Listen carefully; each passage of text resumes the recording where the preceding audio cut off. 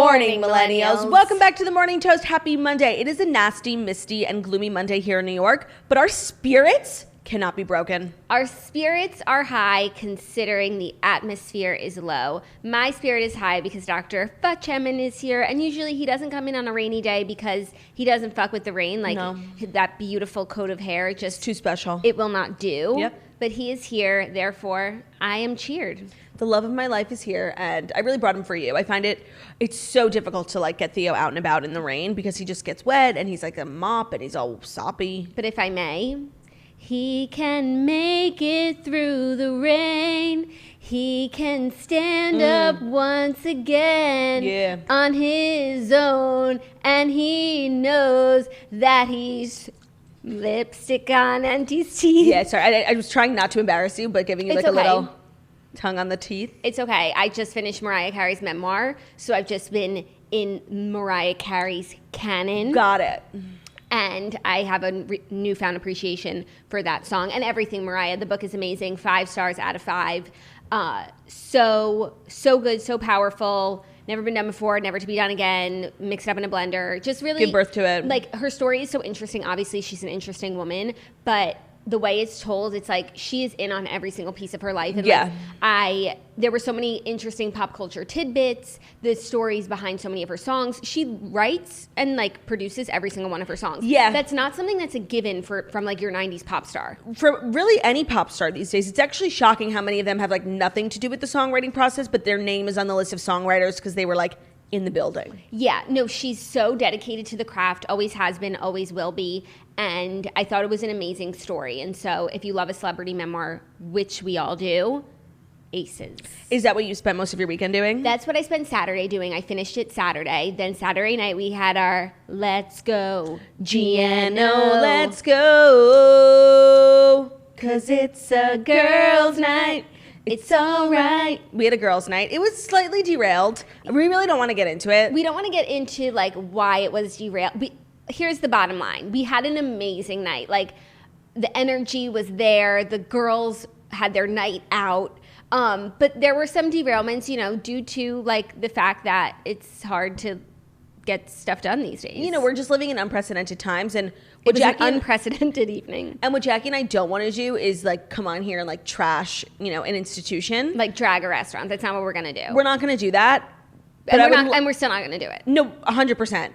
It goes against everything we believe in. I would never, but I just really want to. Yeah, but we won't. But we're not going to. But we won't. But the rest of the night was like so much fun. It's been so long since we've had like the band back together, an energetic night out like that. So yesterday I was obviously down for the count, but strangely I didn't hear from you, and I was just assuming you were dead. So strangely, I wasn't dead. Like, I actually didn't have a headache all day, but mentally, physically, emotionally, spiritually, exhausted. Like, couldn't think, couldn't speak, couldn't move. So I was just in bed all day. I didn't hear from you, and it was like 5 o'clock, and I FaceTime Zach, and I'm like, is your wife alive? Because like I didn't hear from you all day. I'm like, I dropped you off, but like, did you ever make it upstairs? And he was like, she's asleep. Yes. So I was, milling about around 2 o'clock. I put on the movie Clouds. Oh. I was watching the movie Clouds from 2 o'clock to 9 o'clock. Oh. Because I, at 2:30, fell asleep for 3 hours. Right. That's probably when you called. And then I got up, made dinner. Zach and I watched SNL. What'd you make? So I made this like fiber gourmet mac and cheese. Never mind. But it was mac and cheese. It was actually pretty good and not super caloric, but it was like I was having a cheat day, but not the worst it could have been. Within reason, right. Watched SNL, showered, took a bath, finally made it back to Clouds to finish the movie, and the end was actually good. Okay, good. But it took forever. Yeah, no, I watched SNL as well. We're going to recap it, TV recap. We also have Potomac to recap today. Anything else you watched? Let me think. Any CUs for the group? Any what? Content uppers? No, I actually... yes. I watched so much Jeopardy. Literally, me and Ben started keeping score of how many answers we got right per episode. And I beat on Saturday, I beat my highest record from Friday. I got 21 answers right in one episode of Jeopardy. Isn't that good? Mm-hmm. Yeah, so I'm just feeling really proud of myself. And starting this week, I'm going to try again and implement the 7 o'clock Jeopardy game into my everyday routine. But we'll see if I remember. Because like I said, 7 o'clock is an important time for me. I'm thinking about dinner. I'm thinking about bed. Like, I just don't know if I can fit jeopardy into my schedule, but I'm going to try. Yeah, I think that would be a good thing for your inner peace. Sometimes like it's not the most convenient thing, but you've got to make choices. And you've just got to make it work. Life is about choices. It truly is. But this show is going to be great today, yes. And we actually have a really exciting week, ending the week with Toasterween 2020. I'm getting really excited. My wig came in the mail today for Toast Halloween, and I actually don't think it's the right color, but thank God I planned early. I can get another one. I'm very excited. I think that I've been seeing what people think we're going to do, and upon coming up with ideas, those suggestions definitely were part of what we were already thinking, but I don't know if anyone's going to guess what we're doing. Yeah. And I'm really, really excited. Now that we finally like cemented our idea, agreed, everything's been ordered, now I'm so excited. Me too. Because you know what? I don't want to overhype it though, because you never know. Tendency. And you know what? We're now going 3 years in a row with like unbelievable Halloweens. And after every year, we're like, this probably will be the one that's like not the best, because we just keep outdoing ourselves. We really do. And so like maybe this is the year where like we don't outdo ourselves, you know? Maybe. But you know what's crazy about Toasterween? Like, it's really improv comedy. Like, yes. And that's why we can't know if it's going to be good, because it's not about the costumes. Like, even when we were Kim and Courtney, like, people dress up as the Kardashians. It's like not that. It's like a basic it's actually, idea. Like, not a great costume in general, but it's what we do with it on the show, and like how the personalities like influence the show. And so it's really improv sketch comedy. Like, I feel like I could be on SNL, honestly. So how would you rank our past 3 costumes and performances? Okay, shit. That's really hard. I think I would do you and me dressing as each other as number 1. Yeah. Second place, and in second place, it would be Jonas Brothers. I think so too. And then Kardashians. And also because of that Jonas Brothers video of us dancing, like that, even if the episode stunk, which it didn't, that made the Toasterween. But see, why I think the Jonas Brothers episode was the best is because of the improv. Like, I remembered it, and I remembered like that video, and I remembered like we looked funny. But when I actually watched us in character as Nick, Joe, and Kevin, like it was hysterical. Like, not to toot our own horn, but like true sketch comedy at its finest. And we take sketch comedy very seriously here. So it's just something we could add to our resume. You know? Improv comedian. Yeah, it's like we went to Second City. Yeah, no, that's good for me, because like you're a stand-up comedian, but like I can genuinely say I do improv. No, you 100%. You do improv, I do improv annually. once a year. Yeah. She's an annual improv artist. She's really honing her craft. Thank you. So I think if it's really okay with you. You think so? Do you have anything else you want to recap from the weekend that you did or enjoyed or played or ate? No, I think that's really everything. Okay. So I guess then that would make it that it would be time. Right. So I guess it is time for the fast 5 stories that you need to know before you wake up and take a bite out of your morning toast. Now, I am genuinely thrilled about today's sponsor, because it is the most us sponsor ever. We got a huge box of products from them last week, and I've been using them religiously. You guys, if it's a sponsor I think it is, you're going to want to keep your ears up. And your mouth open. We are literally embracing, our roots, the morning breath. Today's sponsor is Therabreath, the world's fastest growing oral healthcare solution, for one simple reason. Our products are powered and tested by science, not gimmicky marketing, and they have powerful masking flavors. So literally they have chewing gum, mouthwash, mints. They have a million things. And the sole goal of this company is to like help your oral health and specifically your breath. Combat bad breath. So I not only suffer from just awful breath, like at all times. I have a very sensitive nose, and like I cannot be within a foot of Ben if his breath even remotely smells like anything unpleasant. So it honestly has been like very trying for our relationship. And I brought home the gum, and we've been chewing it like literally non-stop. Ben uses mouthwash, and now I gave him the Therabreath mouthwash, which is for your oral health. And it's so vastly improved our lives. And I could sing about Therabreath all day. That's so funny, because ever since I met Zach, he's been using the Therabreath mints, and they are so powerful. Like anytime you ask like Zach if he has a mint, he'll give you one of these Therabreath ones, and they're powerful. Like bad breath, pow, pow, pow. And now that I started keto last week, I've been like really nervous about my keto breath because it's like on another level. And so I've started using the Therabreath mouthwash. Yeah, sometimes like if I breathe on you, it's literally like my organs are decaying, and like, what is that smell? Ew. Okay. But the Therabreath mouthwash so I've started implementing it in my daily life, and it is combating keto breath one whiff at a time. And I'm about to blow your mind. Okay, I'm ready. Do you know that every Therabreath product is certified kosher? vegan and gluten-free, so their products aren't just effective, they're clean and ethical too. None of their oral rinses are tested on animals, and they're all made in the USA with the most ethically sourced ingredients. They're so confident in their products that each and every one is backed up by their 100% money-back guarantee. So if you don't like them for any reason, simply contact them for a full refund. It's just really like the most fabulous product out there, and I think I say that with absolute certainty. And all their Therabreath Fresh Breath oral rinses are 100% alcohol free, and they have no burn. Again, that's also kosher, vegan, and gluten free.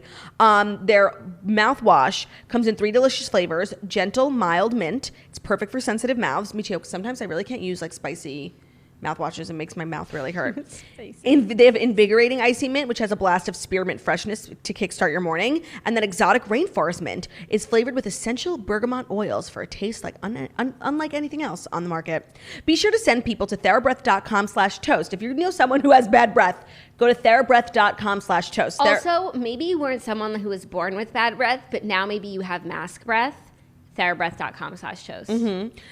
Therabreath is spelled THERABREATH.com/toast. If you want to save 25% off your total order from the website, use the code ATOAST, ATOST, therabreath.com/toast, and use the promo code ATOAST, ATOST.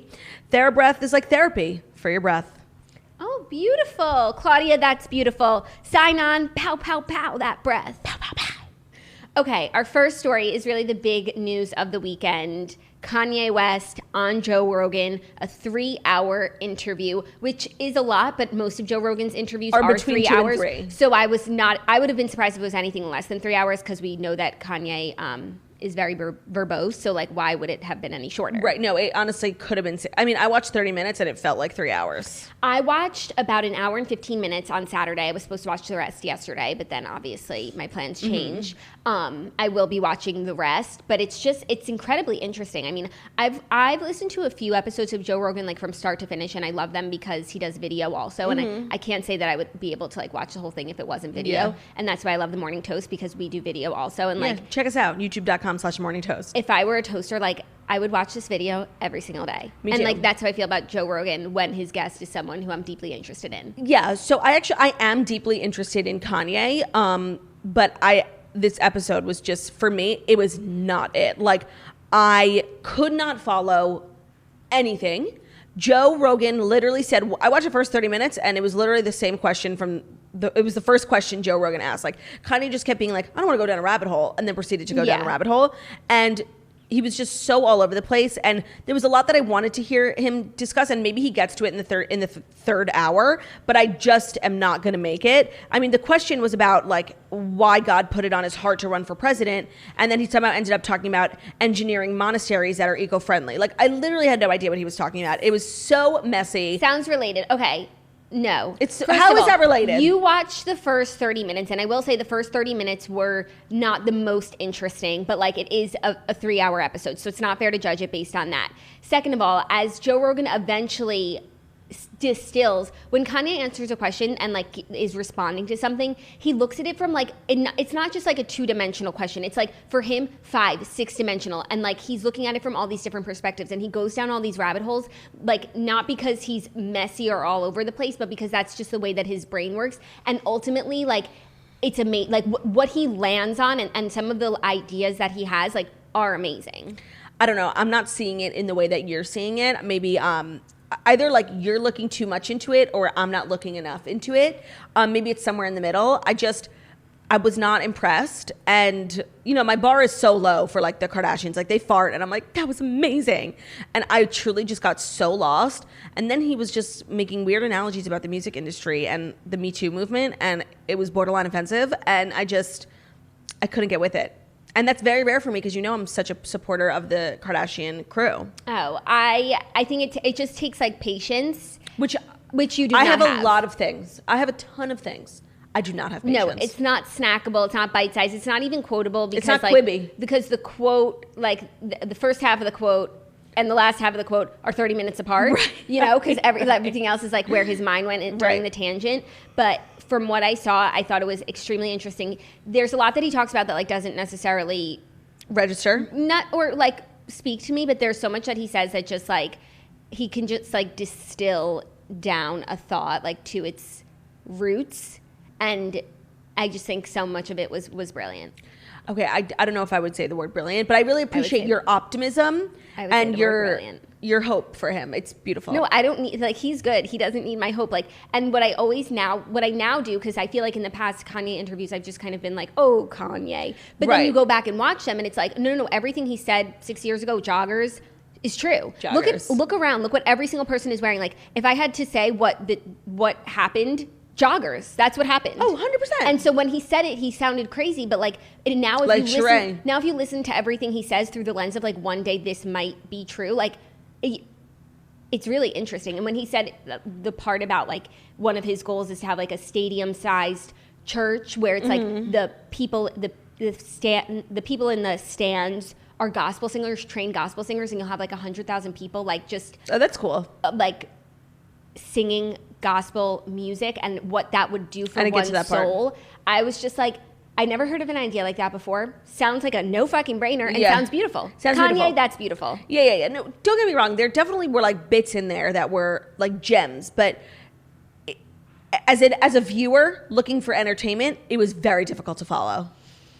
I can understand why it might not be for everyone. Yeah, definitely not. I think there was a lot in there, and I look forward to the second half, and I don't want to read any article. To me, the news is like Kanye went on Joe Rogan. Kanye has respect for the podcasting industry. Joe Rogan does it yet again. Yes. That's the headline to me. I don't want to do like 10 bombshells from Kanye's interview that so-and-so thought was interesting, because that's probably not the part that I'm going to find interesting. That's true. You know? Yeah. So that's that on that. If you listen to it, let us know your thoughts. Are you a Jackie or are you a Claudia? I do think that most people are going to side with me on this one. But I think like the ones who side with me, even though like there might only be a handful of us, like we see each other. And you know what? Like I just feel like I'm really like nailing these popular opinions this week. Like between Claire and now this Kanye thing, I feel like I'm really a speaker for the people. I'm Speaker of the House. Yeah, you're speaking for the people, but like I like speaking for two people. By the way, I know that you like speaking for like two people. The most unpopular opinion. Like I know that about you. It's what makes you great. But just know that we know that. Like you just say stuff for the sake of saying it. Yeah, of course. I just got to get it out. Of course. But I don't know that this is unpopular. Actually, I'm curious. I want to go to his YouTube quickly and see how many views the video has so far, like compared to other Joe Rogan things. I mean, I'm sure it's very high performing. I don't know when does YouTube count the view? I don't know. Right now it's at 6 million views, and I was about to guess around 3 or 4 million. That's where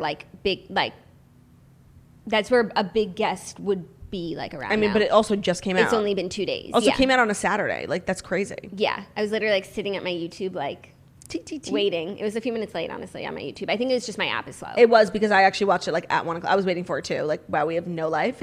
I was waiting for it too, and it was out immediately. It happened to drop at the perfect time, like for my schedule. Yeah, maybe that's why he did it. Yeah, perhaps. So, anyways, check it out. Let us know your thoughts. Yeah, I imagine listening as a podcast is even more like confusing. Yeah. Because it's already like an interview that's difficult to follow. If you know. Jackie, you can admit it was difficult to follow. I was following. Like, okay. No, I'll say what is frustrating is like sometimes Kanye is about to make a point and I'm like, yes. And then he goes on that tangent. I'm like, wait, what were you going to say? Right. Like that, can we just. I think that actually is the definition of difficult to follow. So you could just admit that. Sure. Okay.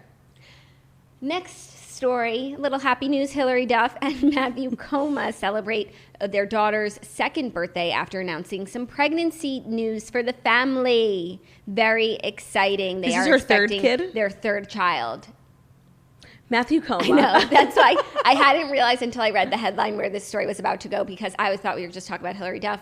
But then Matthew Koma of it all. You know, it's like you would think that between the two, like Hilary's obviously the star of the relationship. But on this show, according to the Toast, we support the underdog. Can you explain? Okay, you told me about the Matthew Koma saga, and I legitimately forgot. But I just know it has something to do with Zed. From what I remember, we started to make Matthew Koma a verb because, like, someone, if you got Matthew Koma, it meant like your work was stolen by Zed. Right. I guess like they were partners, and Matthew Koma like did a lot of the producing. Yeah, stuff on the back end, and Zed obviously got the credit for it, and then somehow, like, Zed took all the credit, and Matthew got Koma. Right, like they were a duo or something. Yeah, and he got Koma'd, and that's just, like, not where you want to be. Got it. And what's another example you would think of someone getting Koma'd?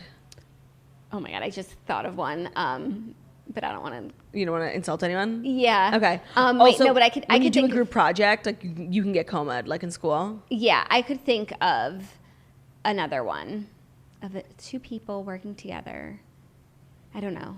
You put me on the spot. Okay, sorry. But I just wanted to remember where we have so many like weird phrases that sometimes it's hard to remember like the origins of one. Yeah, and you know what? I'm almost like I would have completely forgotten about that story if like it wasn't a verb, because when I just read Matthew Koma, I was like, who's getting robbed? Right. But happy for Hilary Duff. Like, so happy for her. She is, you know what they say, like you never know what goes on behind closed doors. But I feel like she has a pretty great life. Yeah, no, I think she has a normal life. I think that's what all you can hope for as a celebrity. I feel like this week I've watched like many in-depth celebrity interviews due to like Dave Letterman and the Joe Rogan thing. And I'm realizing these similarities and common themes in all of them, which is like, you know, just trying to have like this normal life. Striving for normalcy. And so when a celebrity has something that resembles normalcy, like that to them is just, you know, beautiful. Bliss. Yeah. Claudia, that's beautiful. I agree. Hilary Duff is definitely one of those people. Like, she lives in New York, and I feel like when you live in New York, like, you're really trying to be low-key. Yeah. Not a lot of celebrities live in New York. No, and certainly not anymore.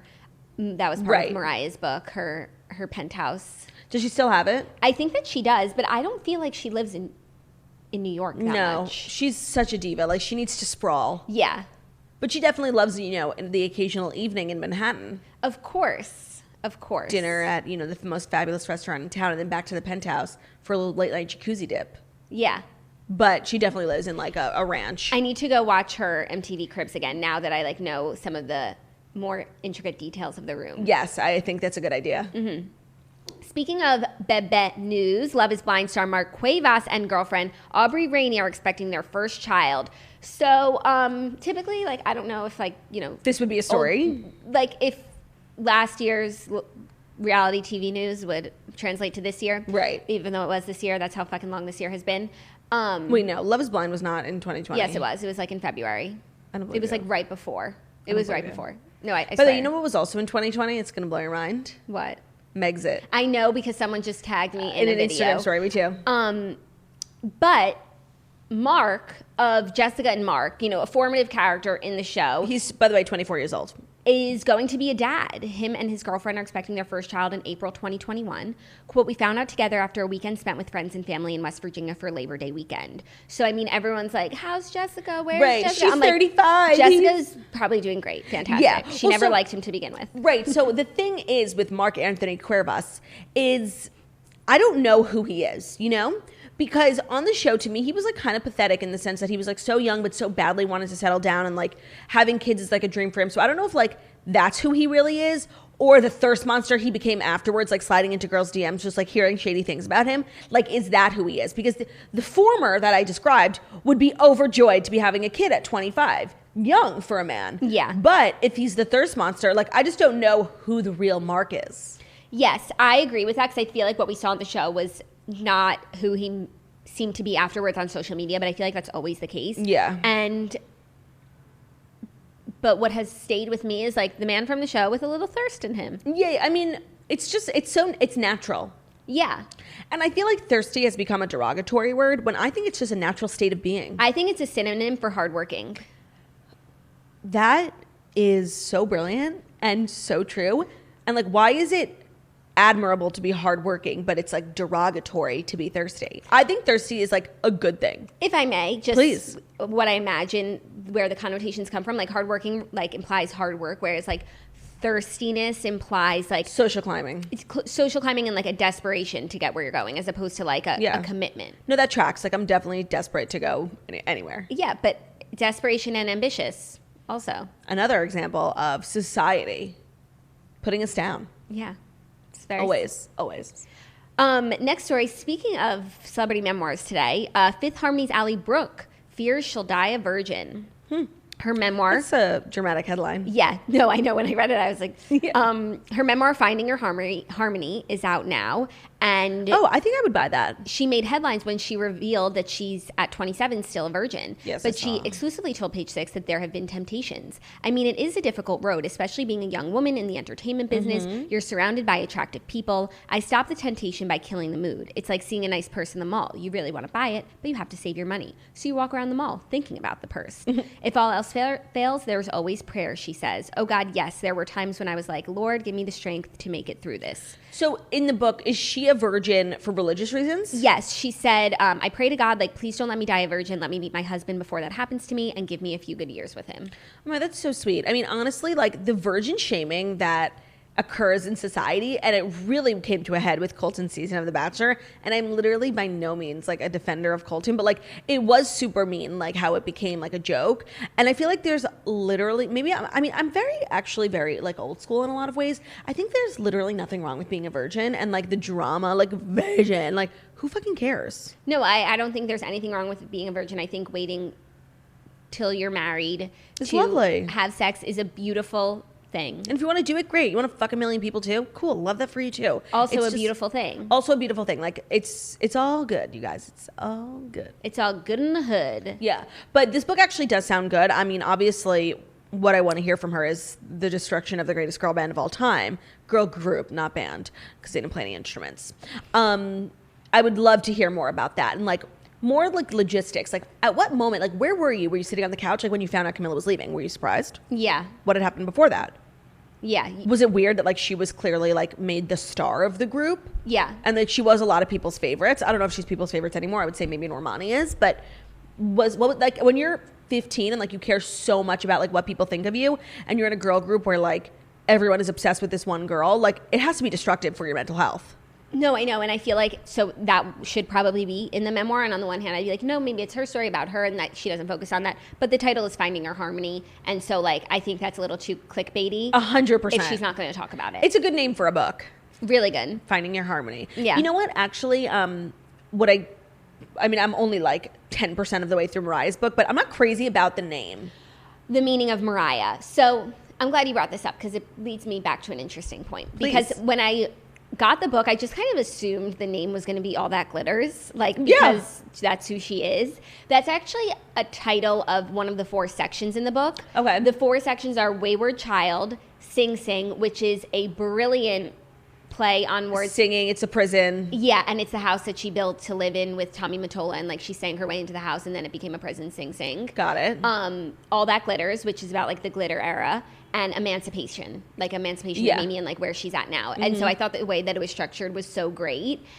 But when I came back to it, the meaning of Mariah, I think it actually, it ultimately sums up the book once you're finished with it. But when you're starting it, you're like, oh, that's not necessarily like a celebrity, like a catchy name. You know, I mean, I think I understand why she named that the book, because in order to understand like all the things she's been through, you need to understand the meaning of Mariah and like where she came from and like her very traumatic childhood. But I'm just not crazy about the name.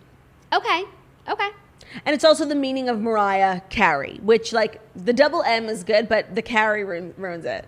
No, but it's the meaning of Mariah. On the front cover, it says the meaning of Mariah Carey. Oh. Because it's also like her name for the authorship. Got it. So it's just confusing. Got it. Okay.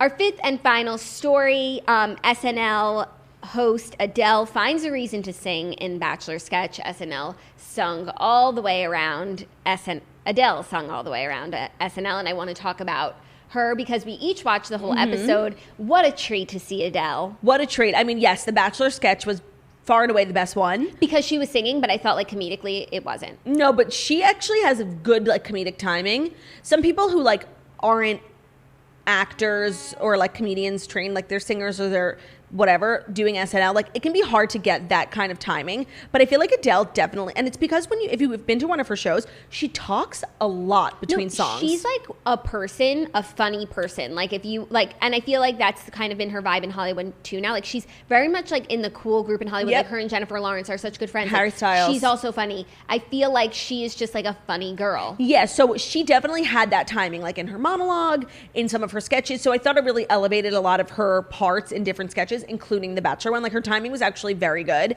And of course her voice was unbelievable. And sometimes when you have a British accent, like things just sound funnier. Like, catch me next week on Love Island. Like that was very funny. Yeah. She was great. She was really great. I was glad that we heard her sing. I thought her monologue like stunk. It wasn't a monologue. It was just like, hey, I'm Adele and I'm here because I didn't finish my album yet. Yeah. I feel like but she had to explain. She could have sung during her monologue too. So did you, tell me if you feel this, like, was there like a weirdness how like, just like everyone was looking, and of course Adele's like one of the greatest singers. Everyone was like looking for her to sing, and like like, why aren't you the performer, blah, blah, blah, which is just like kind of like a slap in the face to her. 100%. Okay, like, I felt like there was a disrespect towards her. I felt the exact same way because like it was the Adele show. Yeah. And it's like,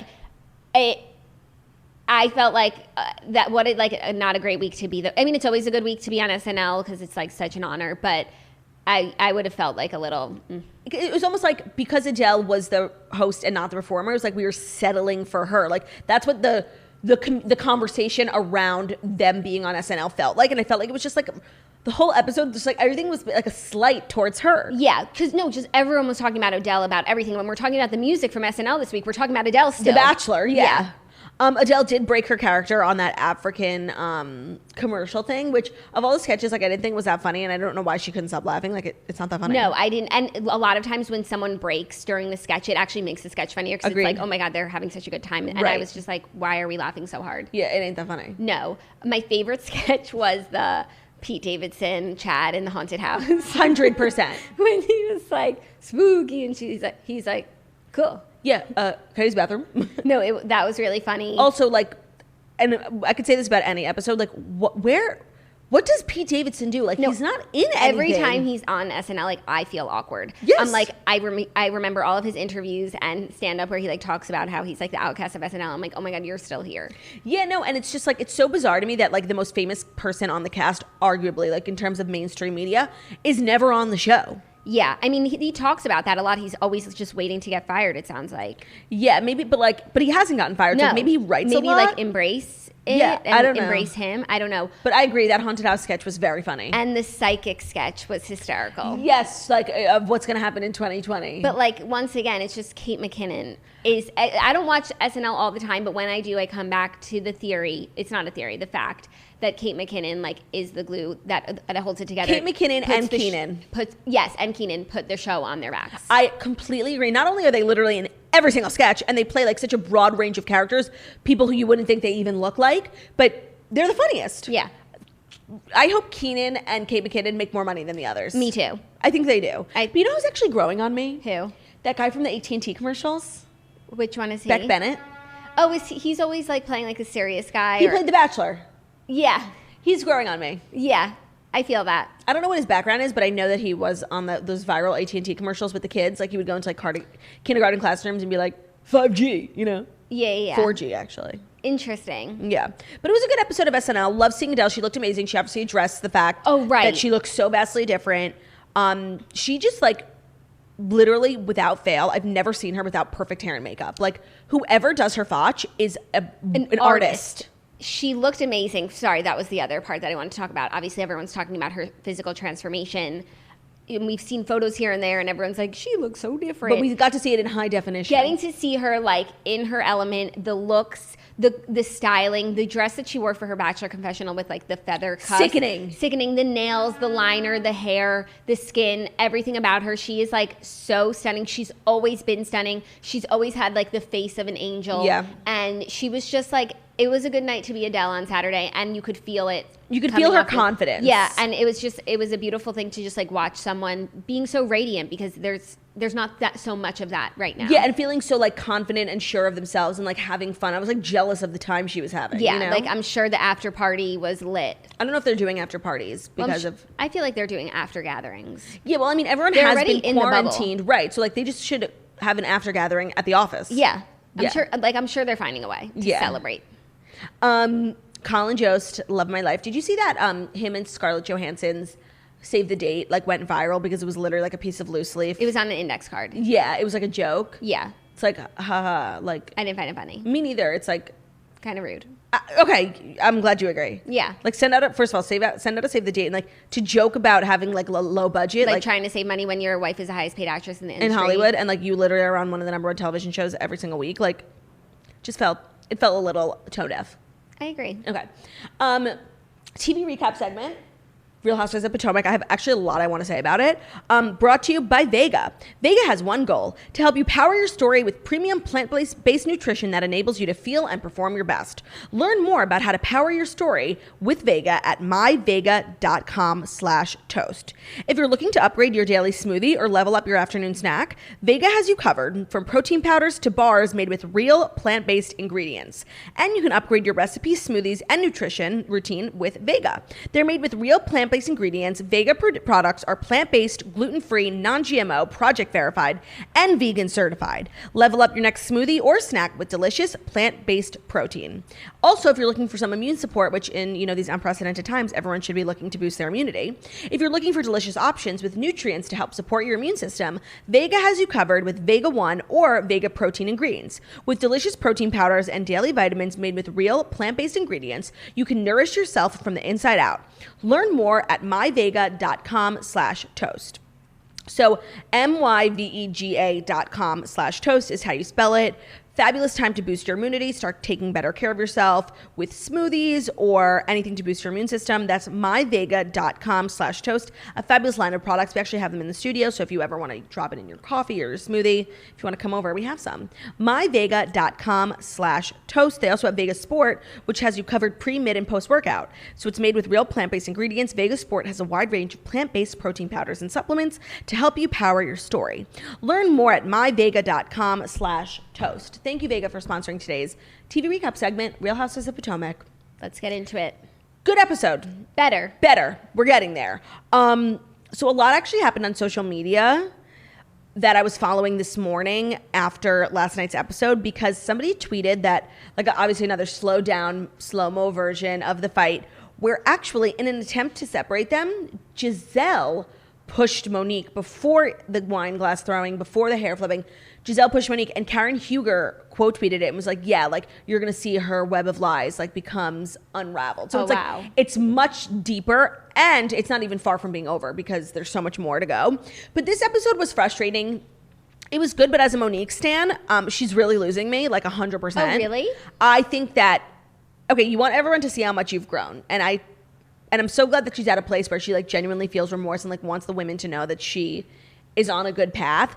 I just think, like, inviting them to your live podcast was probably the worst thing you could have done. But it was planned before all of this happened. So what is she to do? No, I'm saying still do it.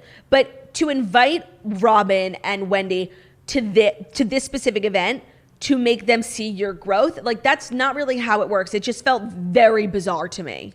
And, like, the way she was just, like, plowing through them on the phone calls, like, okay, well, you want to come? It was very bizarre to me. And I feel like she has good intentions, but her method for, like, getting back in the good graces of the women and, like, wanting them to see how much she's changed, like, her plan is not good. Well, I mean, she had this plan, and, like, obviously we know it's a live podcast. Like, I'm sure a lot of people were there, like, hoping to see some of the women for Potomac. So, like, she doesn't expect them all to come, but she's going to at least try and get some of them there to like get buzz for her event. We don't know what she talked about on the show, but even when someone asked, like, a question about Candace, like, and she could have been petty, and she just said, pray for us. Like, she really was trying to take the high road. Like, I understand, while in that instance you're not going to be able to see, like, Monique has changed or if she has changed, but, like, if you want to see that change, like, you have to show up and let these things happen. Not just, like, for sure. It's not as cut and dry as, like, okay, when you come to this, like, I'm going to be ready to show you who I am. But it's like, if you really want to show people your growth, I just think it's weird to invite them to an event. It's, like, not intimate, first of all. Second of all, Monique's not going to be able to talk to them. She's busy working, like, the stage and putting on a show. It just seemed like a very bizarre first step for her to take. Obviously self-promotional. She had, like, a few interests in it, which I totally understand and respect the business hustle.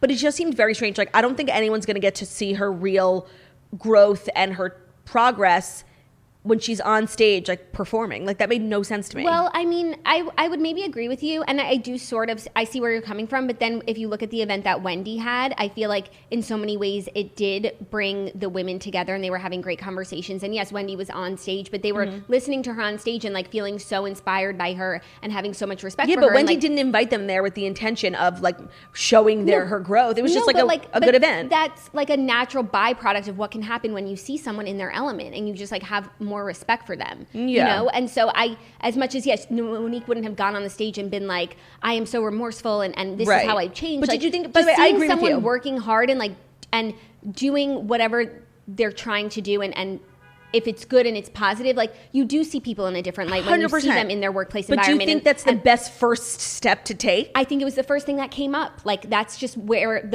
how I mean, she could have reached out to the other women and had like one-on-one times. You mean like a sit down at Mm-hmm. Karen's house? She did. But she didn't put that together. She did. She asked Karen to put it together. Oh. I guess. I mean, to me, like, honestly, and I love her. She's just being so messy and, like, she makes no sense. There's no right way of going about things when everybody just is only going to see the bad in you. It's always going to come off wrong. Yeah, but part of, like, actual growth and, like, progress is, like, being able to, like, swallow your pride and take shit from people. And I feel like that's the one thing that Monique really struggles with. You don't think she swallowed her pride and took shit when they sat at Karen's house? No, because she literally said, like... You don't think she's swallowing her pride and taking shit while she's home and every single event that the women are hosting she's not invited to? No, I don't think so. No, literally at the event, I think her biggest problem was her inability to just, like, be in the wrong. Like, literally, and they were coming at her, like, a little too hard. But, like, she just struggles, I think, so much with, like... And first of all, the way she acted at Karen's thing was, like... really not great. Like and she said it took her like 2 weeks to like realize she was wrong, which is kind of fucked up, but okay. It took her 2 weeks. So that event at Karen's to me was not good for Monique, like in any way. She said she had no remorse, which even if whatever led her to like physically attacking someone, like you gotta have remorse. Yeah, but she has remorse now. Like it takes time to, like, sometimes you think of like when you get so mad about something, so mad, and that you act irrationally, and after the fact you're like cemented in the fact like, oh yeah, I needed to do this, like and then eventually you come down from it and you're like, maybe that wasn't the best way. You have perspective. She shouldn't have asked Karen to set up that thing for her. But if she was still in the place where she was still seeing black. But then if like she hadn't reached out to the women and try and talk to them until she was remorseful, 2 weeks would have gone by and they were like, plus you were silent for 2 weeks. Yeah, no, it's an impossible situation to be in, and I don't know what the right thing for Monique to do moving forward is, but I just know like everything she's doing is like making me like it's making it less and less easy to like support her. I feel really good about supporting her. You do. And you know who I just am completely... Karen Huger. I love Karen Huger. Everything she said in that conversation with Candace and then Wendy was so on point, was just straight facts. Mm-hmm. And of course they're all gonna like take it personally and Karen is defending Monique, and I'm sure now that Karen's not even defending Monique. I know, but that's how they're going to see it because she's not on Candace's side, and I just love that Karen Huger is so strong and so sure of herself, and so has such like she's so principled, so principled, and knows like, and has her moral compass. I totally agree. And just because someone doesn't like what she's saying, she's not going to say something else. And just because everyone's feeling a certain way doesn't mean she's going to feel that way. And I had so much respect for her, and like, I couldn't have said it. What she said, I could not have said it better myself. I will myself. not be battered into submission. Yeah, and when she called Candace a young woman, and then on Watch What Happens Live, Ashley and Giselle were like, when Karen's calling someone a young woman, like, it's not good. Like, mm-hmm. No. She was being an immature person and needed to be put in her place. I could not agree more. That conversation was really frustrating, and Wendy was bothering me so much because at the end of the day, it's between Candace and Karen. They didn't need her there. It didn't get out of hand. These are two, grown women who were having a very adult conversation. Even though they were disagreeing, they didn't need a moderator, a referee there. And Wendy just makes it so unbalanced because she's so blindly loyal to Candace, which is also not a good way to be. So she was really bothering me, but I feel like Karen did not let like the two of them kind of ganging up on her derail her at all. She was so poised and she got her point across. And I totally agreed with her. And she said, like, Candace, in the past, like, you have done some fucked up shit. And I've never, like, taken the other person's side 100%. Like, I always... And Candace is just so irrational. She's like, I just need you to admit that, like, what Monique did was 100% wrong. And then they flash back to Karen's house where she literally said that. Like, right. It's like only hearing what you want to hear. Right. And when Wendy comes in and she's like, Karen, if you would just say this. And it's like, I hate that shit when it's like, just say exactly what I want you to say and we'll be okay. Like, that's not how the world works. That's not how people work. Everybody has a different way of communicating and feeling, and we're not all going to say the same things, and it's not going to be exactly what you want to hear. Like, and I just love that Karen was like, no. Stood her ground. No. I actually thought Wendy's event was really nice. I thought it was wonderful. And like, it's crazy because it was filmed like a year ago, but it still feels very appropriate now because the election's coming up. And that's where like I love Wendy. But in terms of the drama, I think she came in a really tough spot. And you know what? This whole season is very difficult because I think like overall, like nobody is disliked more by the audience than Candace. But Candace is now truly like the victim, and she's also living. Milking. Oh, literally, she's like, how are you? Literally, nobody. Candace, I've been having panic attacks. Like, she's just insufferably like playing into this role. When at the end of the day, yes, Monique did initiate that fight, but like Candace has to take responsibility for her part in it. Also, I do feel like my opinion on this is kind of skewed because we've seen that slow down footage, and from what I've seen, like aside from the hair flicking, which isn't like putting your hands on someone, like it's not, but it's not fully like making it physical. Candace put her hands on Monique first in the slow down video that I saw. So I'm like watching everything through the lens of like, yes, it got super heated and Monique had a really big part in that, but like from what I saw, Candace put her hands on Monique's body first. So also then next week, Monique is obviously like countersuing, and I think that's where Candace like gets really freaked out because at the end of the day, Monique has more means to fight this legally, like the money for legal bills. Like Monique definitely has that over Candace, and I don't know, part of me is kind of like, yeah, get in there. Get in there, Monique. Yeah. It's a really tough position to be in. Oh, and that's what I was saying for Wendy. Like, so Wendy came in, and as the new girl, she has no choice but to be completely loyal to Candace, which is a tough thing to do because honestly, even outside of this fight, like Candace is just the worst. Yeah. Like overarching, like outside of this fight, just like as a castmate. And if it weren't for this fight bought her another 2 seasons. Like Candace is just the worst. Yeah. And the whole season is like now filmed in like the lens of this fight, and it's just like I'm ready to move on from it, you know? Yeah, but it's the cornerstone for everything. Yeah. So they're going to Portugal. Does everyone go? I don't think Monique goes. Doesn't look like she was invited. That's and it crazy. doesn't look like she's was in the footage, but I don't know. But who's the one who opens up the flag and is like, Ashley. So Ashley, if it's Ashley's trip, Monique would be invited. Okay, that's true. And it seems like the trips are obviously planned by Bravo, so the person who like brings it to the group is strategically done so. So yeah. I actually feel like maybe Monique does go. Okay, true. I don't know, but I mean, I don't know how she can. I mean, it's painfully awkward. Yeah. Oh, and then the whole other part of the episode with Robin and Juan in the ring, and like, just ask me if I care. Do you? No, I don't. So I don't even want to talk about it. Great, I wasn't going to. But we did see a little Jamal Bryant, and I know we're like supposed to hate him because like he's unfaithful and like has children with like a million women, but I just love him. Yeah, the conversation in the car was interesting and it was cute, and I'm glad they're on the same page. And of course, the way that they teased it was like Giselle sounding like she's going to break up with him, but she was like, said that, and then was like, but I would never do that. Yeah, wait, no, but I don't want to do that, so we're not. Like, Yeah. I love her, even though like she's definitely like sneaky. Oh, for sure.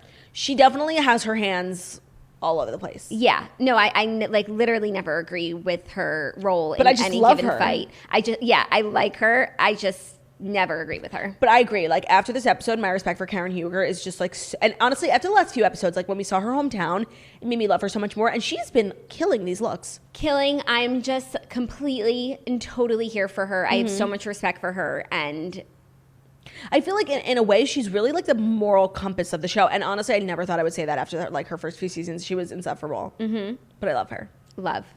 So that's for Housewives of Potomac. Tomorrow we have The Bachelor's we have Wednesday. the night off. Thank God. And we have OC Housewives and Kardashians, and it's just going to be a fabulous week. Yeah, great week. So, anything you want to say? No, I think that is all that she had written. Thank you guys so much for listening to The Morning Toast, the Millennial Morning Show, where we deliver the fast 5 stories that you need to know Monday through Friday on YouTube. So if you're watching us on YouTube, please feel free to subscribe and give this video a thumbs up. We're also available as a podcast anywhere podcasts can be found. So that's Spotify, iTunes, Stitcher, Public Radio, iHeartRadio, CastBox, all the places. We're now available on Amazon Music. So wherever you listen to your podcast, find us, The Morning Toast, and leave a 5-star review about how beautiful, stunning, and smart we are. We hope you have an amazing Monday. Don't let the Monday blues get you down, and we'll see you tomorrow. Goodbye. Goodbye. Goodbye. Goodbye.